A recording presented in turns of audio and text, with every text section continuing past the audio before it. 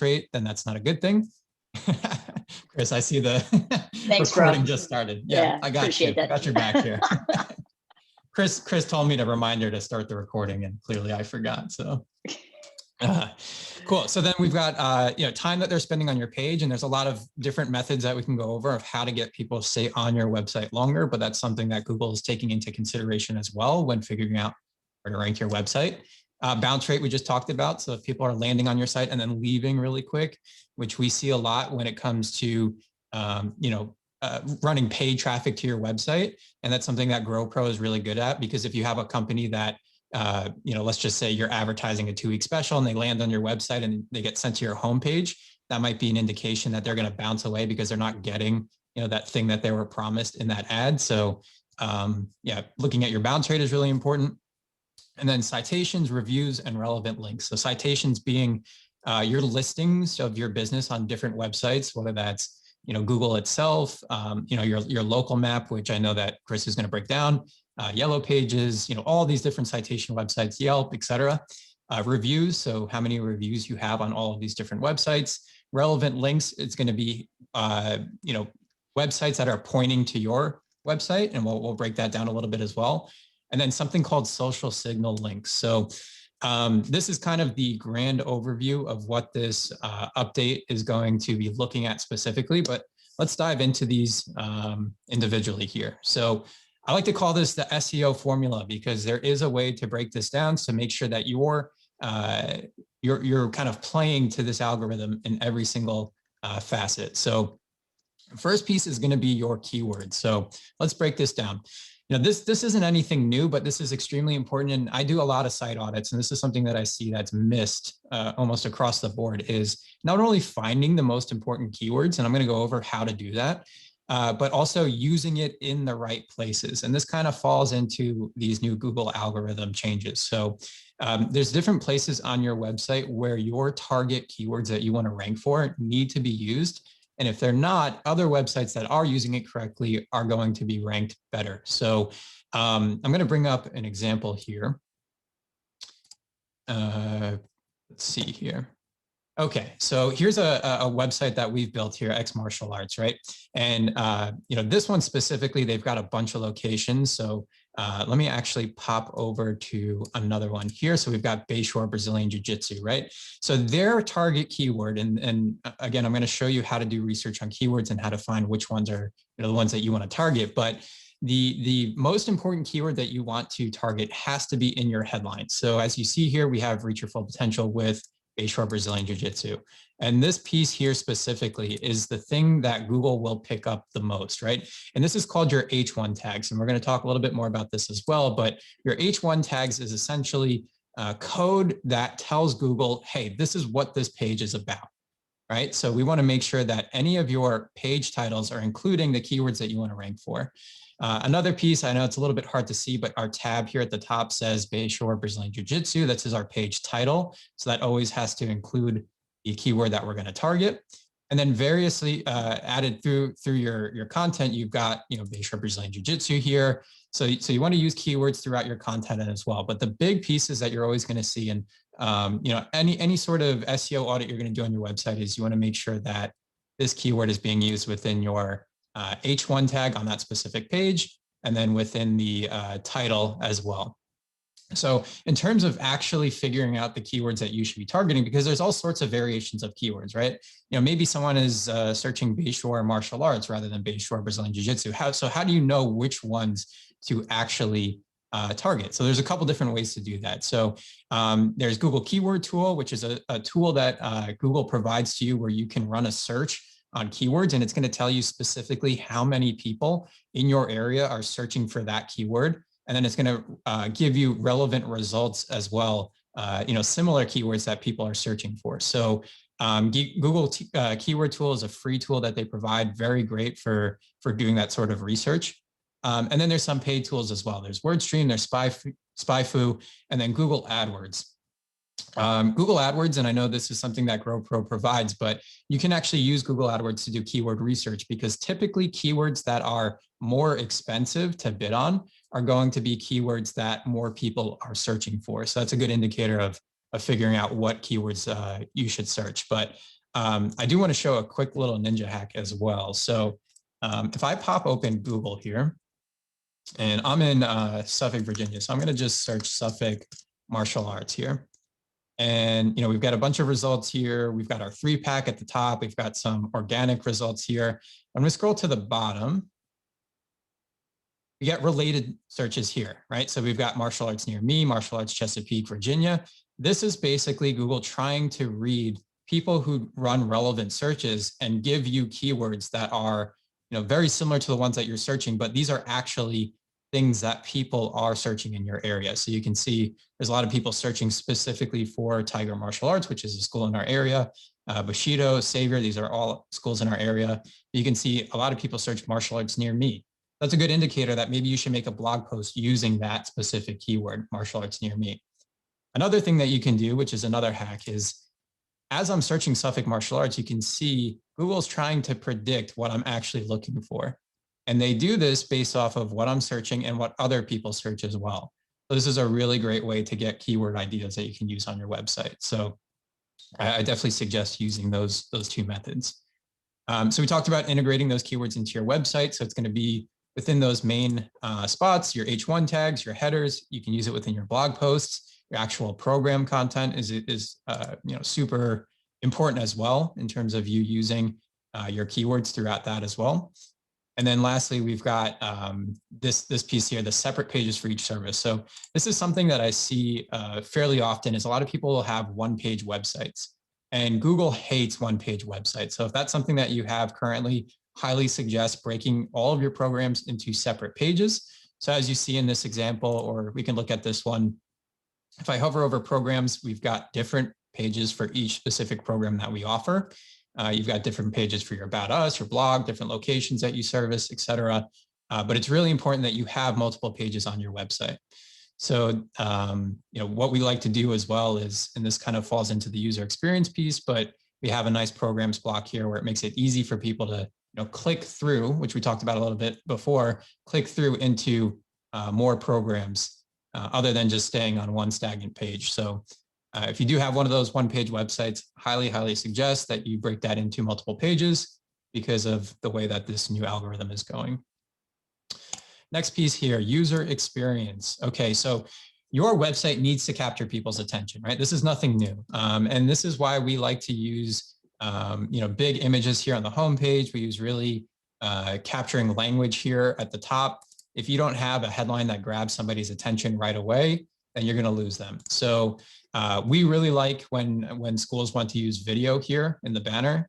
This is an amazing example of a school that we've worked with that uses video here up at the top. This is something that will get people to stay on your website longer and just draw their attention into your site in general. So that's super important. Next piece is your click-through rate, right? So I talked a little bit about this, but we've got different opportunities on the homepage for people to take their next step, whether that's opting in or if that's clicking on a program and clicking through to another page. But Google is watching every time somebody lands on your website and then goes to another page on your website. So you need people to click through to some sort of action. So the opt-in is good because if you have it configured where somebody requests information and then they get redirected to a trial page where they can sign up, we want to make sure that's actually on your website, not being redirected to a different page. Like if you're using a landing page with another service or a purchase page with another service, you really want people to go from your website and then clicking through to another page on your website as well. So you want to just make sure that there's a lot of opportunities for them to, again, click into your programs. As I scroll down, we've got different buttons here where I can view our kids martial arts program, adult martial arts program. There's a lot of opportunity for people to click through and land on another page on your website. The next piece here is one-click actions. So this is super important. So here at the top where we have select location, you can see all these phone numbers are clickable. If I were to click on this, whether I was on a mobile device or not, it's going to start a phone call right away. This is something new that we recently started doing. So I'm going to bring this browser down here. You can see we've got this top bar here at the top. And we love this for mobile because this allows anyone on any page, even when I scroll, it kind of sticks to the top. where they can see your schedule, access your web special, or click to call right away. So this is really powerful. And this gives you that one-click action, essentially. So again, you'll be able to hit call us, schedule, or web special. And regardless of what page you're on, I can click into the Line Cubs page. That bar is going to be there at the top. So this is great for conversions, but also great for those one-click actions. And then lastly, site speed. So site speed could be its own webinar in itself because there's so much that goes into a, having a fast website. But it's important to know the different tools that you can use to search how fast your website is. So there's Google PageSpeed Insights, and this is just an example link that I had brought up. But when you run a link, and this is a website by another company, when you run this and you click Analyze, it's going to bring you back both mobile and desktop results. And underneath, you're going to get all this like geeky language that's telling you, okay, how long did it take for it to load, speed index, blah, blah, blah, all these different numbers.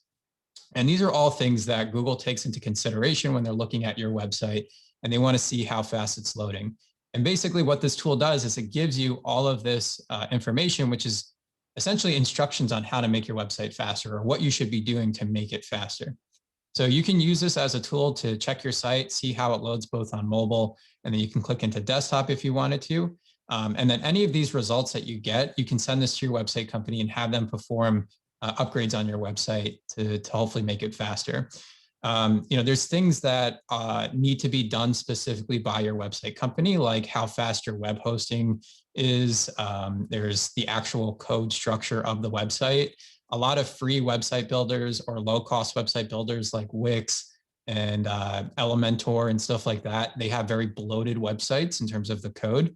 So you end up having low site speed. So this is a big piece that Google has been investing into, making sure that any sites that they're going to be ranking high need to load fast.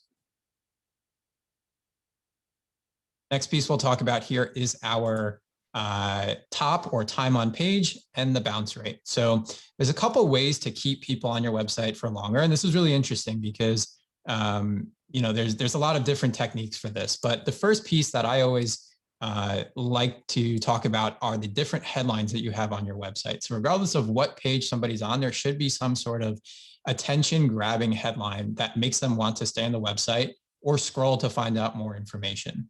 So, depending on what headline you have on your homepage, we really like this reach your full potential with, and then your school name or your target keyword, because this really talks to, the transformation that you're going to be able to help that person that's looking at the website with, rather than talking about your school specifically, which I see a lot.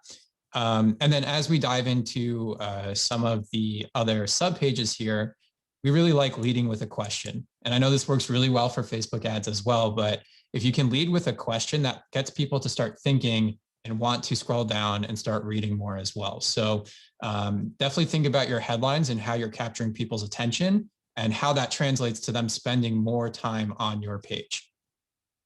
The next piece is your page content. So if you have a website that doesn't have a lot of content on it, well, people are able to read through it super quick and then leave, right? So as I scroll down this page, you can see there's a lot of examples of, paragraphs of content. And the thing is people kind of like scan when they're going down your website, right? Until something catches their eye, something that they either have a specific problem with or something that they, need addressed in their life. And then they start to read more about that specific thing. So, each one of your website pages should be at least 600 words or so. And you want to make sure that even with blog posts that you have a good amount of content, again, giving people excuses to stay on your website longer, learn more about your programs, and get more invested in it. Next piece is using video. So, just by nature, people are so used to just stopping and watching video, right? And when you have them captured with video, they're going to stay on your website and watch it. So anytime that you can use video on your site, we love using it in the header banner. It ends up being super powerful as just a kind of attention grabbing piece, as well as something that people can stay and watch. The one thing to be careful about video is on mobile. So something that we like to do here is if I scroll this site down here to mobile, you can see here in this banner, we've actually converted that video into just an image. But then when I scroll down a little bit further, we've got the video here so someone can hit play and start it. Now, the reason why this is so important and why you don't want video playing on a mobile device is people are typically not on Wi-Fi. They're either traveling or they're in their car or whatever. If you have them load a video by default, your site loads slowly. You end up having a bad effect in terms of your Google ranking because of that. So we like giving that option to the person to start the video rather than automatically starting the video for them. On desktop, it's fine because most likely they're connected to a strong internet connection and it's no problem. But on mobile, if you can have it so that it switches properly like this, you can just hit play and then have them watch the video. That's a lot better experience and it's a lot more favored in terms of how Google looks at your website as well. And then the last piece is going to be your blog and your syndication. So blogging is nothing new, right? I think everyone has been kind of stressing the importance of blogging, but I want to break down kind of why it's so important when it comes to the new algorithm. So one is going to be, again, how you can get people to stay on your website, right? And if you have a very interesting blog post, then you'll get people to read it and then hopefully either go through opting into your website or maybe going into another blog post, reading it a little bit more and getting more invested into your brand. I definitely suggest using different types of multimedia within your blog post. So again, video is amazing for capturing people, getting them onto your website. So if you can integrate video into your blog post, highly suggest that. And then of course, images works really well as well. The other piece about blog posts that I don't think a lot of people think about is when you look at Google as a service provider, again, they're trying to provide the most relevant results to their customers. So let's say you have two websites, right? And those two websites are identical, like same exact everything, same content, except one blogs and one doesn't. So Google can actually see when was the last time your website was updated, right? Like when did something happen on it, whether that's some content updates, some image updates. And they're going to assume that the one that has been updated most recently has more relevant information to the user that's searching than the one that hasn't been updated in 2 years or a year or something like that. So blogging gives you an opportunity where, let's say on your homepage, you don't really want to change things around too much potentially, but on your blog, you can always be posting relevant content and Google's going to see that and favor your website over one that doesn't post often, again, as them trying to provide the most accurate results to their users. So the blog is a multifaceted way to improve your rankings for a lot of different reasons. And then next, we're going to talk about your on-site SEO. So we talked about this a little bit, but your title tags, your H1s, your H2s, I know this is kind of like geek talk that I'm going into, but this is all code related things to your website that Google will look at and they take into consideration as well. So again, with a lot of your free website builders, Wix, Elementor, things like that, you're going to have very bloated websites that Google doesn't really like because they take a long time to load and they're kind of hard to read for their specific bots. So you want to make sure that the coding on your website is done properly. The next piece is going to be your name, address, and phone number. So within your footer section, hopefully you have the your address, you're going to have your phone number, and then the name of your location. And this is really important because the way that it displays on your website has to match the way that it displays on Google for things to be optimized ideally. And same thing goes with other citation related websites. And we'll jump into that in just a second, but definitely look at the way that you have your phone number structured. So again, on this example here, we've got Hazlet, New Jersey. We've got 732-616, right? So let's say on Google, you have 1 in front of your phone number, or you don't use dashes on Google. You want to make sure that whatever the format that you're using on your Google listing matches exactly what's on your website and vice versa as well. So that piece is super important. And then lastly, we kind of talked about this already, but your blog quality, again, just make sure that you're posting often. If you can post, again, just set like a fairly achievable schedule, maybe once every 2 weeks, once you're getting started. Make sure you're using keywords from those keyword tools. So that way you're targeting people that are searching for things that are relevant to your business. Use content, use multimedia within there. So images, videos, things like that. So that way people are staying on your website for longer periods of time. And then lastly, we have your offsite SEO. So this is a piece that a lot of people don't think of, but this is basically everything that happens, not actually on your website, but it's going to improve your SEO anyways. So first thing is backlinks to your website. So let's define what a backlink is. A backlink is another website that's linking to your website. And by them doing that, they're essentially lending their credibility as a website that has an established history with Google and saying, hey, this website's good too, so you should rank them higher. And getting backlinks is actually one of the hardest things to do, but there's a couple different ways that you can get really good quality backlinks that are going to move you up the rankings or secure your spot if you're already up there. But if any time that you're featured on a local news broadcast, whether that's a video or if there's an article or something like that, you should always request to have a link to your website within that article, because those news websites always have a very good reputation with Google and can lend that to you. Another way is if you belong to your Chamber of Commerce, typically they have like a business directory and they can lend themselves to you that way. And there's other ways to gain backlinks as well, but those are kind of the two quickest methods to do that. And if you've had previous articles written about your company or your business in the past by news outlets, definitely go back to them and say, hey, it would be great if you can update this and add our website to it. So that way you can get that backlink juice pump into your website. Number two is going to be your citations. So your citations are going to be, again, your Yelp listings, Yellow Pages, and then there's tons and tons of other citation websites that have automatically picked up your business. But if you don't go back to those specific listings and update your information, whether that's your phone number, your address, or whatever it might be that they have stored on your business, it could not be, or it's not going to be helping you as much as it could be. So there's a service called Moz.com, and I'll bring that up real quick, M-O-Z.com. And they've got a paid service where essentially you can submit your information. So however, whatever website URL you use, your phone number, et cetera. Looks like it's taking a minute to load here, but basically you submit how you want things formatted, and they go out to all these different citation websites. And I think there's over 100 of them that they'll talk to and make sure that everything is properly updated. So it's all matching and everything is cohesive, and Google likes that a lot. And then the last piece is going to be your content syndication. So this is looking at your blog posts and saying, hey, how can I leverage this on our offsite SEO? So there's things called social signal indicators that Google's looking at, where basically if there's a lot of links being shared to your website from places like Facebook or Instagram or Twitter, it's going to take that into consideration with your organic listings. So make sure that you're taking your blog posts and you're sharing it onto Facebook or onto your Instagram page, and try to syndicate your content in terms of changing blog posts into maybe a video that you put on YouTube, so then you have links back from YouTube going to your website. So think about different syndication techniques, so that way you have those social signals pointing to your website. See if Moz, yeah, so here we go. Moz.com just loaded here. You're going to click on Moz Local here at the top. And this is the service that will help you, update all of your citations. So you can get a free score listing just by clicking on here. It'll kind of search the web for your different citations and let you know if it's something that you have to purchase or should purchase.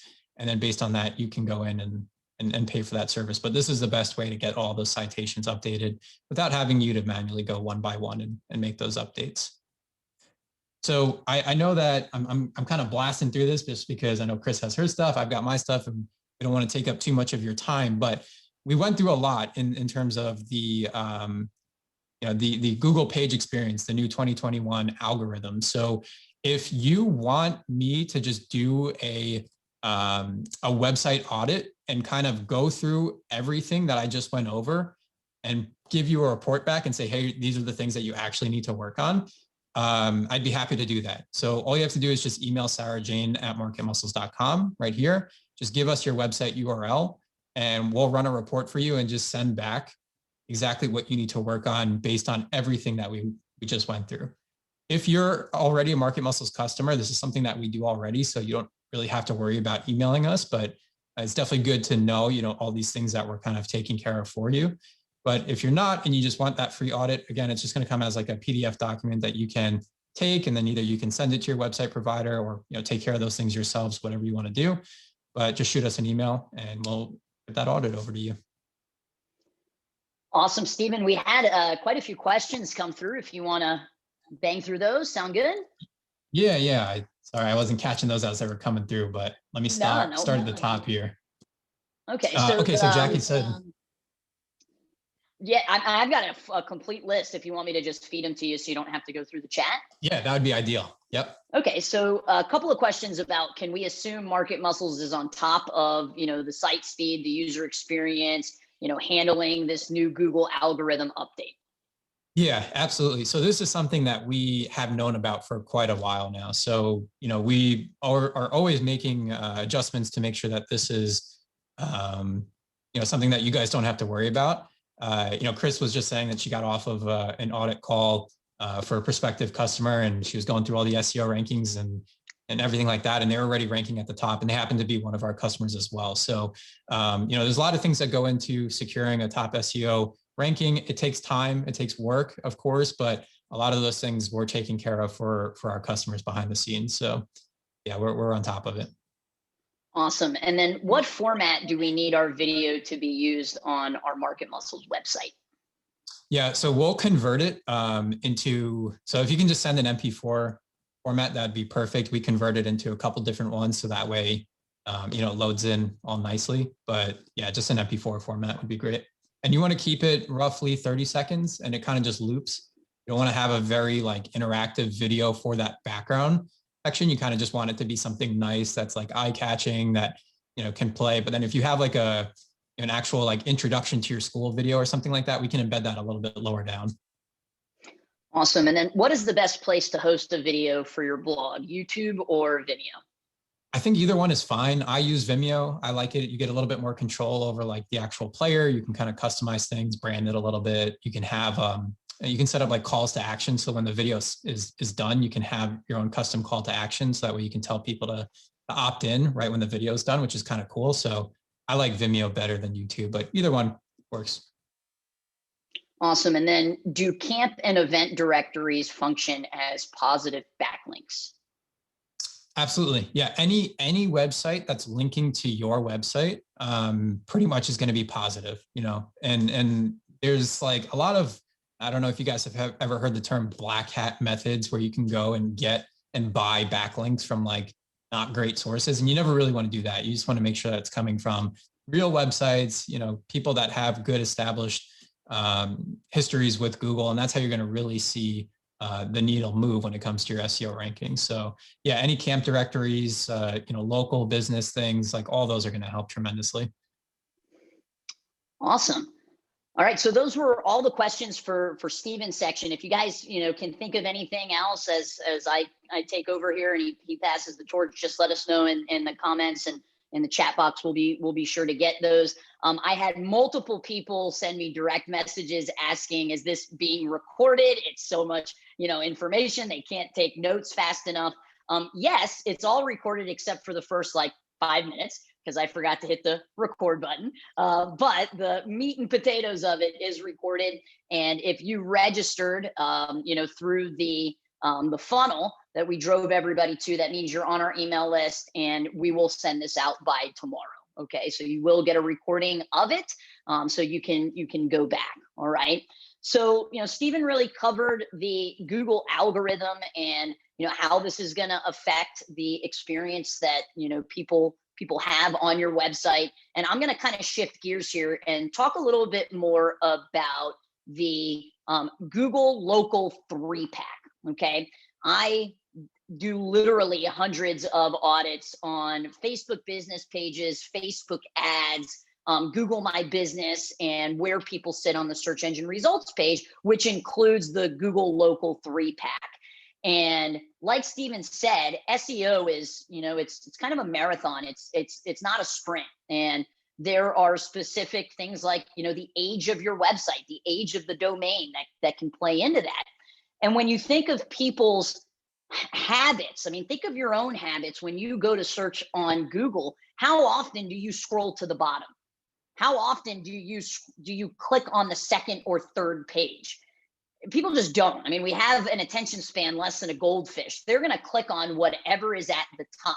And typically you're going to have ads at the top. You're going to have that Google Local 3-pack. and then you're going to have your organic rankings. So if we can be in all three of those areas, we're just going to have a higher chance that they're going to click on us first. We're going to get the at bat first. So I'm going to kind of break down this Google Local 3-pack. And again, if you have any questions, let me know. Tammy said, can we get the PowerPoint to print the information shown? Stephen, are you okay with? Yeah. All right, cool. Absolutely. We'll attach that to the email that we send out. And then Master Bolt says, I love checklists. Would you have a checklist in order of importance or steps that we can review? Well, Master Bolts, what I would do is I would just email Sarah Jane at Market Muscles, and they're going to send you a PDF that's pretty much like in a checklist format that is going to break down each one of those. And then from that marketing audit, basically do what they say. Okay. Awesome. So let me go ahead and share my screen here, and we're going to dive into this Google Local 3-pack. So how to rank on the Google Local 3-pack. So your Google My Business listing, all right, is probably one of the most underutilized platforms in our industry. When I do audits, I see school owners that haven't even claimed their listing, and they haven't even verified it. Okay. What I truly believe that your Google My Business ranking is like a secret weapon for local businesses, and it's a shortcut to being on page 1 of the search engine results page, right? Stephen just said SEO, it's a long-term play. It can take some time to get into those top positions. So then you have two other choices. You have paying for Google Ads and potentially showing all the way up to with Google Ads, or you have showing up on the 3-pack, okay? So what is the Google Local 3-pack? Well, it's relevant to where you are geographically. So if I search for something, let's say it's pizza in Oldsmar, and I'm where I'm at, which is in Oldsmar, Tampa, and somebody that is in South Tampa Google's pizza in Oldsmar, because we're in two different geographical locations, what populates on that 3-pack is going to be different, okay? So the 3-pack only shows up when a search has local intent. So what does that mean? What is, local intent? It just basically means when people use search phrases such as the city name, they use zip codes, right? So like martial arts and 33624. If they use search terms that contain the phrase near me, right? Stephen was giving that as an example earlier. Then the local 3-pack will pop up. And then also any type of service that's typically fulfilled by a local business, like a bakery, a restaurant, a yoga studio, a dance studio, a martial arts school. That's when the Google Local 3-pack will populate. And this is what it looks like. I'm sure you guys have seen this when you've either searched for your own martial arts school or you search for some other locally service-based business. This is where we want to populate. And if we can populate at the top with Google Ads, on the 3-pack with the local 3-pack in Google Maps, and organically, we just have more options for them to click on us versus our competitors, okay? So how does Google determine if a search has local intent? Again, you're using the city and the zip code, you're using near me, and then any type of business that the service would typically be fulfilled locally, okay? So I believe that a badass SEO'd website like Market Muscles plus Google My Business being optimized will ultimately get you faster results, okay?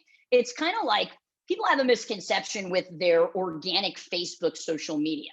When you have a really strong organic content game, maybe you're using Maya's social media calendar. We have Shelby here on the training. She puts together the Maya social media calendar. Maybe you're using that. You're being very consistent. You're shooting videos. You're doing Facebook Lives. You're creating those events.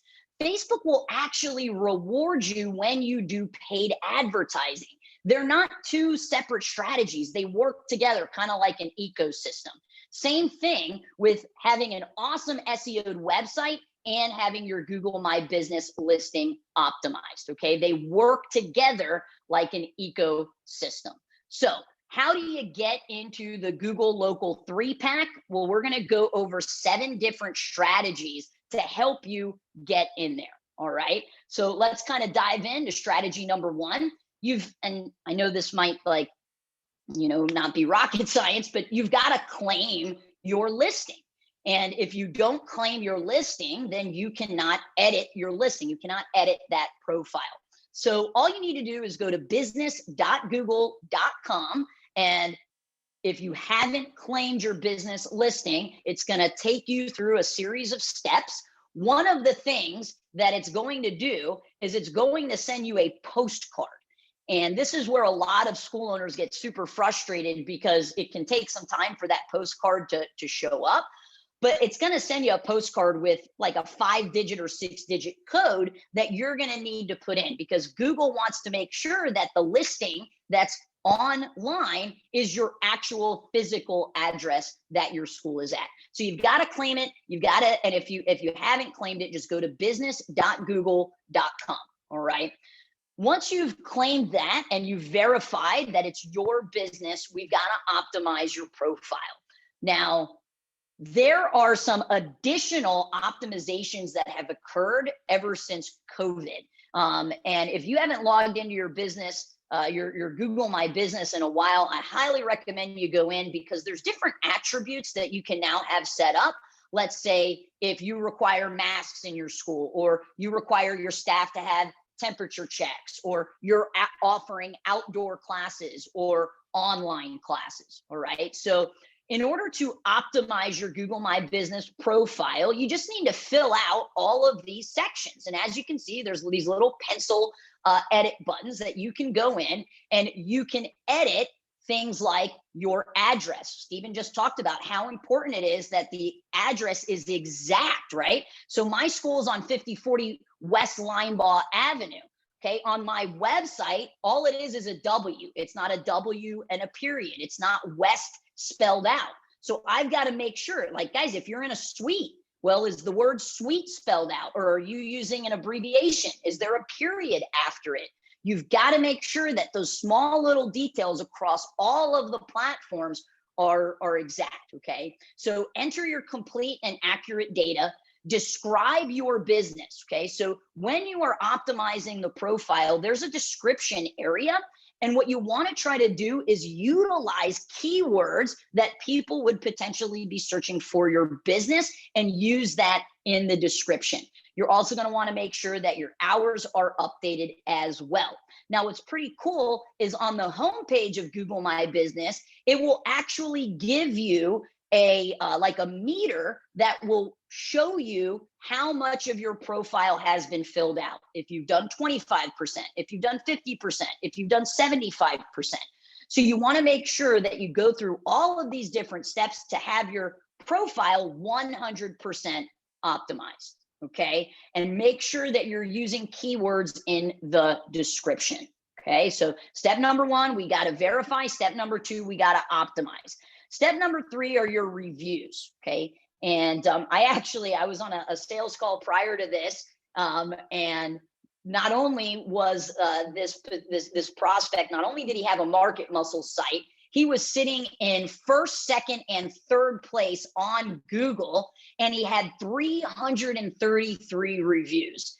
I mean, it's pretty rare to see martial arts schools in triple digits. It was the first time I've ever seen anybody with that many, over 300 reviews. And I said, thanks, Stephen. Kind of hard for me to sell Google ads when this guy's all over the search engine results page. But that's one of the benefits of having a website company that knows what they're doing. They can help you rank higher, so you don't have to spend money on Google ads, because you're already showing up in the 3-pack and you're showing up organically as well. Okay. Now, this is kind of interesting.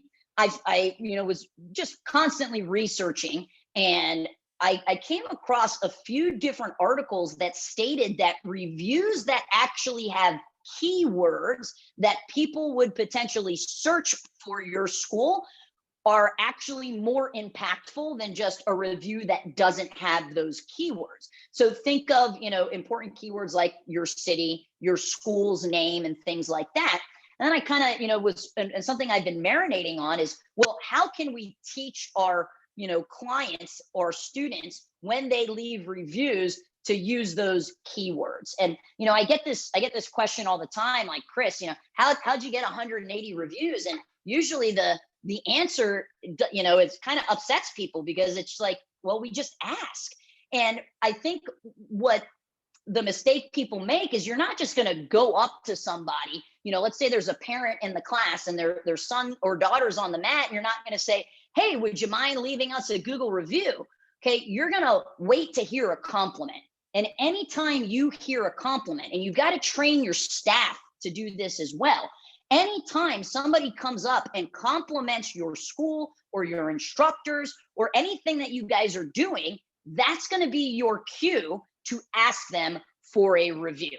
Okay. And then what we're going to have to update our policies on, now that I've realized that keywords in the reviews can actually help you rank higher than reviews without keywords, is to ask them to use our city name in the Google review. I mean, there's really, you know, unless I really think about this, no kind of other way. What I don't want is, I don't want a canned response. I don't want to provide them with a template, because that's not authentic either. So the way that you get up to these Google reviews, there are ways to automate it in, you know, email automations. There are contests that you can do, competitions with other schools to see who can hit triple digits first. Those are great ways, but nothing's going to beat just when somebody gives you a compliment on your school or the classes or the instructors, asking them to share that with the community. Okay, so this is huge, guys. Your reviews can absolutely help you get on that 3-pack. Okay, the next thing is, you got to have a website that crushes it. I mean, that's it, right? And that's why Steven just went over and he gave you guys, you know, a laundry list of different items to check and make sure that your website is using. All right, the level of your website, how good it is going to affect whether or not you show up on that 3-pack. And I know, you know, COVID was tough, and obviously all of us were, you know, looking at our line budgets and trying to cut. But guys, sometimes you got to look at lost opportunity as well. And if somebody's offering a free website, like, to me, I just kind of scratch my head, like, why is it free? You know, it's probably not that great if it's free. So your website 100% will affect whether or not you sit on that 3-pack. Okay. Number 5, you've got to be uploading photos weekly. All right, weekly. And this is different than just posting on Google My Business, which we're going to talk about in a second. So when you go to optimize your Google My Business listing, there's a photos section that, I mean, literally all you have to do, there's a blue little button up here. You click the blue little button and you can drag and drop 10, 20, 30, 50 photos at a time. But on a weekly basis, you need to be uploading photos of your school. Okay. And we're a huge fan and proponent of batching our photos, having somebody come in 2 times in the beginning of the month. They come in on Monday and Tuesday, they take a bunch of photos, they put them in the Google Drive, and now we have fresh photos every single month. This is different than posting on Google My Business though, all right? So make sure you're updating and uploading your photos on a weekly basis to your Google My Business listing, all right? And if it's been a while since you've done that, guys, you wanna put that on your to-do list. I know a lot of schools that move location, or they, you know, get a fresh new, you know, coat of paint, or they get new mats. You want to make sure that you're updating what your school looks like and the classes that are going on inside of Google My Business. Steven, did you want to add something to that? I'm just sorry, I didn't mean to mess up your flow, but that cover image has 833,000 views on it, and it was uploaded 22 weeks ago. That's insane. Like that's wild. So for people that don't have any images on their Google page, like that's such a missed opportunity to show off your culture. It's wild. Awesome. Okay, tip number 6, post. Most people don't even know that you can post on your Google My Business listing. So there is a posting section in there, and you can do COVID updates. You can add an offer with a link that people can click on. You can add updates. You can put an event. If you wanted to sell a product, you could do that as well. Okay. We post on our Google Business, My Business, about 3 times a week. It's the same amount that we're posting on our Facebook business page. But just check this out, right? Your post, new views this week, 467 people saw our post on Google My Business. Well, if you don't have any posts, there's nothing for people to look at, right? It's like really simple, guys. No content means no click.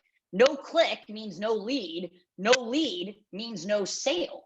It all starts with the content, all right? So make it a part of when you're updating your social media platforms, include Google My Business. Literally whatever we throw on Facebook is what we'll put on Google My Business here, okay? And then finally, number 7, and I'm hoping that this has been hammered in, is you've got to have the name, address, and phone congruency. So this is our Google My Business, this is our Facebook, this is our market muscles. They are exactly the same. You got to make sure you're double checking that, okay? Now, this comes up, what to do if you're in a competitive market. Some of us, I'm just curious, if you believe that you're in a competitive market, type in competitive. Let me see how many schools that we have that are in a competitive market. And I'll kick it off because I'm in Tampa, and if you throw a rock, you can see another martial arts school. All right. Okay. So looks like quite a few of you are in a competitive market. So what to do? Okay, certain markets and verticals are just highly competitive. If there's a 3-pack that's already full of heavily reviewed local businesses, it can be difficult getting into that 3-pack. So kind of just publishing and optimizing your Google My Business profile probably won't be enough to get you in the 3-pack. And unfortunately, there's no easy fix for this except to really step up your organic SEO game. All right. Local SEO works hand in hand with organic SEO, and you're going to get the best results by also having a website that ranks well. Okay. So again, these aren't, Google, the local 3-pack and your website, they work in congruency together. Okay. I wanted to kind of go over just this little bonus hack. Is being able to grab your Google reviews link, right? So in order to make it easier for your students to leave Google reviews, instead of just telling them, hey, can you leave us a Google review? Google actually will supply you with a link that you can give them. And if they click on the link, it's going to bring them straight to your Google My Business listing, and it'll actually have the reviews section with a pop-up. So in order to get that, when you log in, and it's kind of weird where Google My Business puts this, because they really hide it. On the homepage of your Google My Business platform, and your homepage is going to look different every time you log in. So when I logged in, it was over here near the bottom right. See where it says get more reviews? But if I log in right now, it might be somewhere else on this homepage, but it'll always be on the homepage. And all you need to do is click this share review form. Okay. And when you click that share review form, it's going to have this pop-up that will give you this link. And that's the link that you want to supply to your students in order for them to leave those reviews very easily. Okay, so just kind of a little bonus hack for you if you are wanting to level up the amount of reviews you have, which, I mean, that's an ongoing thing. There's no end game, right? It's like business. You do business just to play to win. There's no end game. We're always going to want to continue getting more and more reviews. Okay, and then the last kind of little hack I wanted to put on here is turning your Google My Business messages on. So Google now has something called messages. And, when it first came out, I was kind of frustrated because it's oh, another way for people to communicate with us, which is great. But it's, again, another platform that we have to stay up to date with in regards to making sure that we are returning messages. So when I turned on Google My Business messages, what I didn't turn on were the notifications. So learn from my mistakes, because once I had logged in, I noticed that somebody had sent us a message, and it was like a week that had gone by that we didn't respond. Okay, so inside of your Google My Business listing, there's a section called messages here. You're going to turn it on, and then when you turn it on, it's going to ask you to if it's okay to send notifications. Okay, so you definitely want to turn that on. It's an app that you can download on your phone as well. So if you wanted to download that on your school phone, so your program director or front desk has access to that, and then turn those notifications on as well. All right, but those are the 7 ways for you to optimize and your Google My Business listing, but getting on the 3-pack. Claim and create your Google My Business listing and get it verified. Optimize it with all of the necessary information, utilizing keywords, leveling up your reviews and trying to get keywords in your reviews, making sure that you have a website that crushes it, aka a Market Muscles website. Upload photos weekly. Make sure you're posting on Google My Business, and make sure the NAP congruency is across the board, the name, address, and phone number. All right. So I see we had a few questions come in, and if you guys have any questions at all, please let me know in the comments. So Tammy said, how do you ask your students to use those keywords? So we kind of went over that. The blue shield means it's claimed. Chris, that is correct. Is there ever too much updating for content on the posting? No, I don't think there is. Stephen and I are part of a mastermind for agencies, and our mentor, his name is Josh. Stephen, how much does Josh post? Right? Like, how many posts a day do you see from this guy? I mean, I'm pretty sure I get more messages from him than I get from my wife at this point. So yeah, like, it's a lot. I mean, it's a lot, but it's constantly in your face and it's a constant reminder. I don't think that, there's anything that is going to overkill. So the more the better, but it's really the more quality content, the better. That's the key, guys. Yeah. It's not posting just to post, right? Stephen, you want to add to that?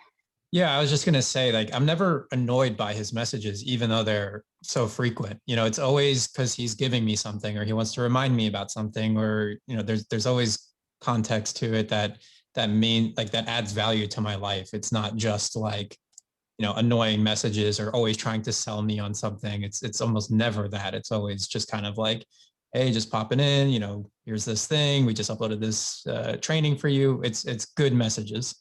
I would just make sure the quality is there. 100%. Awesome.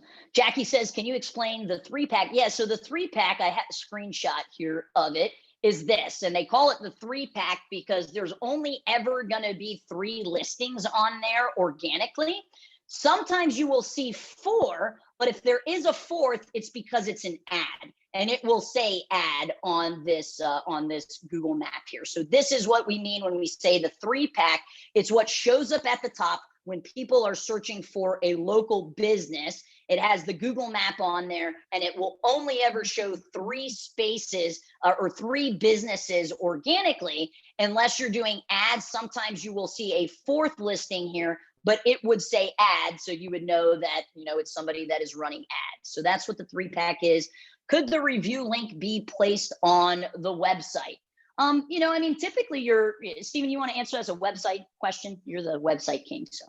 Yeah, I don't see any value in that because typically, people that are coming to your website's really built for prospects and not current students, right? Unless you're sending them to your members only area. If you want to add it to your members only area, we do have a way, like if you're a Market Muscles customer, we do have a way for you to do that.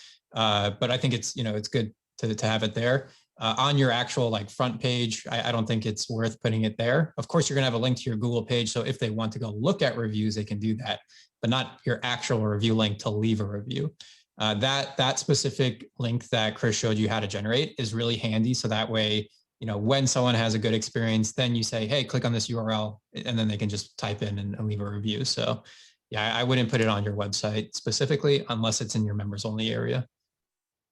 Awesome. Yeah, that's exactly what, I would recommend as well. Tammy asks, is the get more reviews link customizable? It looked like it had an edit, like a pencil. So if you wanted to shorten the link, then I would just use Bitly. So BITLY, it's a customizable shortened link. where you could do like bit.ly/, pack reviews, or the name of your school and reviews.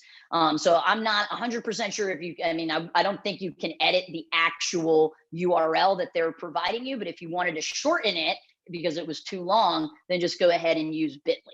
Ron says, Google My Business is the hidden nugget right there. It is, and it's another way that people can communicate with you. So what happens is, if you have that turned on, when people are searching for you on a mobile device, when they are looking at your listing, there's going to be a little phone, and then there's going to be a little message, like a little chat icon. And if they click on the phone, then it'll call you directly. If they click on the little chat icon, then it will send you a message. Okay, this is a newer feature that Google My Business has, but just make sure you stay on top of it, right? Like, learn from my mistakes. It was over a week before I was able to get back, just because we did not turn on those notifications. Okay.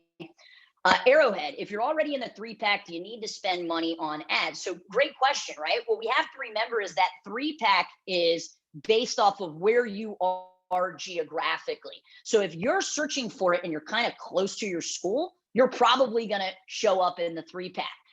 So I do believe that Google Ads, I have Google Ads running. We have high position. We're on the 3-pack. It's just going to give you, it's just going to put you on the search engine results page even more.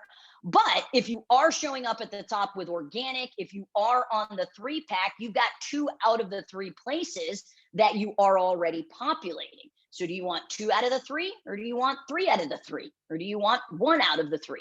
And that can basically, be your barometer of whether or not you were running Google Ads. Okay. How do we start a blog? So this is a private message. How do we start a blog, and is a vlog better than a blog? So Steven's company, Market Muscles, they actually provide you with some blog content. I think there's like 20 different blogs in there. But what I would do is I would sit down with your team, and I would think of the frequently asked questions that you get, right? We've all been there answering the phone. We answer emails. We answer text messages. What are those questions that are consistently coming up?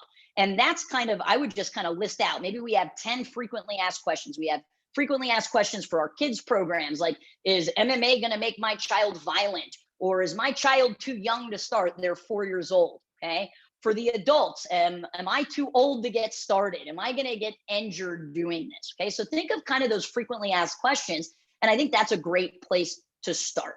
Stephen, you want to add on to that? Yeah, so if you are using a Market Muscles website, go to your program pages. At the bottom, there's an FAQ section, and you can just pull FAQs that we came up with already, and then just expand on those. And this is just my personal opinion. I think Cris will agree with me, but if you're not a writer and you don't want to be a writer, then don't write your blog posts. You can hire someone to write the blog posts. You just come up with the topics because you're the one that's dealing with these questions all the time. Right. So you can go on websites like Upwork or Fiverr, and you can get, good quality blog content. But just because, you're a bad writer or you don't like writing, I hate writing personally, so I don't really do it too much. Right. And it's just not something I want to invest my energy in getting better at. Cris is an amazing writer, and it just flows off her fingers. So, that's one of her superpowers. But I would just say, if you're not doing blog posts because you don't like writing, that's not a good excuse for not doing blog posts. There's ways around this, very affordable ways around it. Yeah, 100%. Sometimes the better question isn't how can I do this? It's who can do it for me. And on those different platforms, guys, like Stephen said, I do enjoy writing, but you can, for an affordable amount. We just recently got some copy written off of Fiverr for like $50. You're going to have to pay to play, right? It's either I'm going to spend my time and my energy, and I'm going to put in sweat equity, or I'm going to spend my money, right? That's really every decision in our business is going to fall into one of those two. Anthony, thank you so much. He said you can actually shorten the link in Google. I just recently did it, so that's great to know. Hit that little pencil and you can edit it. I see how the school shows up twice. Top one says add. Yeah, so they're just, they are paying to show up more than once. And if there's 4 listings there and you're in 2 of them, you're just going to have a better chance to get the click first, right? And then it's not just getting the click. sometimes getting the click isn't the difficult part. It's converting them afterwards, which is where the page experience that Stephen was just talking about is so important. Okay. Does the Market Muscle blog on our website help with organic search? Absolutely. And then vlog yourself, then transcribe and have someone clean it up to create a blog. Yeah. So Matt, that's a great point, right? Like Gary V talks a lot about this on how you can take kind of one piece of content and chop it up into multiple. So, you know, Stephen and I, we have a podcast. We'll shoot the podcast. You know, we'll put the podcast on Facebook. We'll put it on Instagram. We'll put it on YouTube, and then we'll transcribe it and we can turn that into a blog. But again, it's not something that like Stephen and I are sitting there transcribing the blog, right? We've got bigger fish to fry. Those are things that you can absolutely outsource. Can you run an ad for summer camp, and will that be different than the martial arts classes? Yes, sir, we can. Master Bolts, just shoot us an email, customersuccess@GrowPro, and we get that set up for you, okay? Dave asks, I do Google ads for a long time now with a monthly limit of $50. Do you think that is necessary if I already show on organic search? It's not gonna hurt it. I mean, $50 isn't, you know, a huge, you know, drop in the bucket. So the one downside to Google ads is if you have a student that searches for you and you're more than likely going to, you know, bid for your school's name, if your ad shows up at the top and this is a student, then they usually have a tendency to click on it just because it's the first thing. So sometimes you can quote unquote lose money that way. But yeah, I mean, for $50, if you're populating, I would continue to do that. Okay, we've really had a lot of success with call ads, Google call ads, and Google call ads you really should only be doing if you have somebody available to answer the phone throughout the day. Okay, it looks like those are all of the questions. Stephen, anything you kind of want to, we're about 10 minutes over here, guys. Appreciate you sticking with us, but anything else that you wanted to add on before we wrap it up? No, I'm just going to pop that email again if anyone wants that audit. You know, and they want that document, I'm just going to throw the email in the chat so that way we can get that over to you. But I hope everyone kind of left this session knowing, you know, what to focus on when it comes to making sure that they are ranking well on Google. And, you know, look, everybody searches on Google, right? So we need to kind of play by their rules and do what we can to make sure that we're coming up as high as possible on those platforms. So awesome. Appreciate your time, Cris. Yeah, guys, this was a lot of fun. Stephen and I did one back in January. We'll, you know, I'm sure we'll do it again.